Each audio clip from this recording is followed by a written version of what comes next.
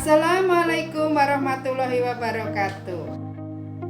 Halo anak-anak, salam sehat. Ketemu lagi dalam pembelajaran IPS kelas 8. Masih di KD 3.1 dan KD 4.1.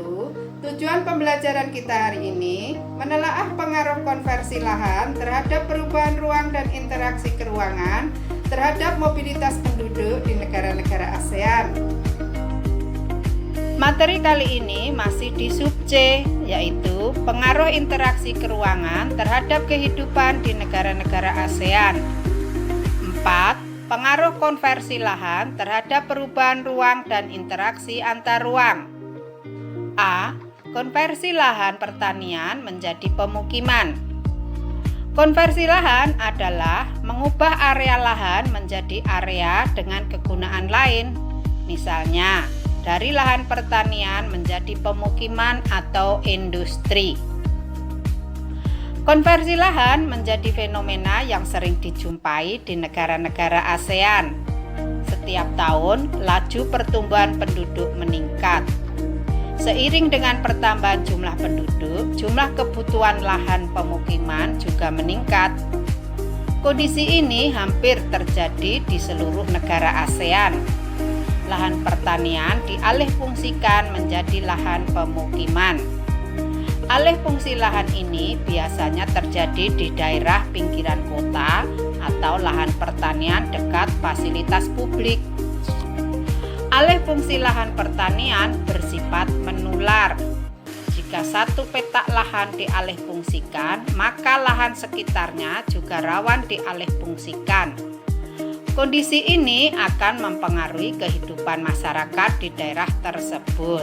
Konversi lahan pertanian menjadi pemukiman pasti akan menimbulkan dampak dan biasanya selalu berdampak negatif apabila dilihat dari sisi fungsi lahan pertanian itu sendiri. Adapun dampak negatifnya adalah sebagai berikut. 1. Luas lahan pertanian semakin berkurang sehingga produktivitas pangan semakin kecil. 2. Petani dan buruh tani kehilangan mata pencahariannya. 3. Hilangnya lahan ruang terbuka hijau atau RTH. 4. Berkurangnya lahan resapan air. Konversi lahan identik dengan perubahan kondisi ruang. Konversi lahan tidak dapat dicegah karena kebutuhan manusia akan ruang tidak dapat dihindari. Mencegah konversi lahan bisa jadi menghambat pembangunan suatu negara. Oleh karena itu, konversi lahan pertanian tetap terjadi. Meskipun demikian, kita harus mengawasi konversi lahan yang terjadi. Jangan sampai mengganggu keseimbangan alam, ekosistem, dan kelangsungan hidup sebagian warga negara. B. Pengaruh konversi lahan pertanian menjadi lahan industri. Sektor industri makin berkembang pesat di negara-negara ASEAN. Oleh karena itu, negara-negara ASEAN membutuhkan kawasan industri untuk menunjang perkembangan sektor industri. Penyediaan kawasan industri dilakukan dengan alih fungsi lahan pertanian. Alih fungsi lahan biasanya terjadi di daerah pinggiran kota. Beberapa alasan pemilik modal mendirikan perusahaan di pinggiran kota adalah sebagai berikut. 1. Pemilihan lahan pertanian dinilai lebih strategis untuk pembangunan industri. 2. Harga lahan pertanian lebih murah dibandingkan lahan terbangun. 3. Akses daerah pinggiran kota lebih mudah dijangkau. 4. Daerah pinggiran kota lebih dekat dengan lokasi bahan baku. Faktor pendorong terjadinya alih fungsi lahan adalah sebagai berikut.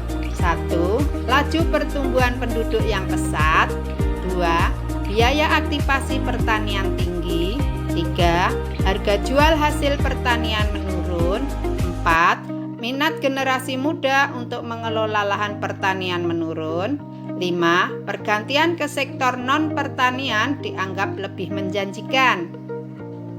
Berbagai masalah akan timbul akibat konversi lahan dari lahan pertanian menjadi industri, antara lain sebagai berikut. 1. Lahan pertanian berkurang yang membuat produktivitas pangan dari pertanian menurun. 2. Lahan pertanian sekitar industri berpotensi terkena imbas pencemaran akibat limbah atau polusi dari industri, baik tanah, air, maupun udara. 3. Konversi lahan itu menular yang mengancam ketersediaan lahan pertanian.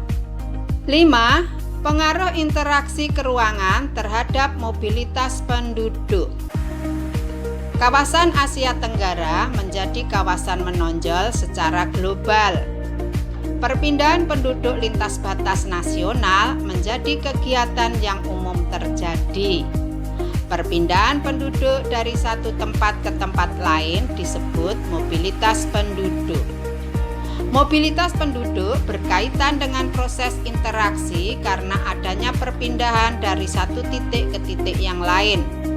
Seiring berkembangnya perekonomian di ASEAN, mobilitas penduduk meningkat. Angka migrasi penduduk antar negara ASEAN senantiasa menunjukkan peningkatan, khususnya angka pekerja migran. Hal ini terjadi sejak diberlakukannya MEA 2015.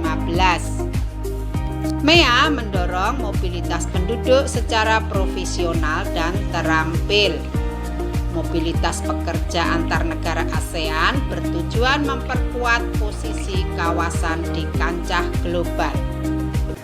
Demikian pembelajaran kita hari ini. Sampai ketemu lagi dalam pembelajaran berikutnya. Wassalamualaikum warahmatullahi wabarakatuh.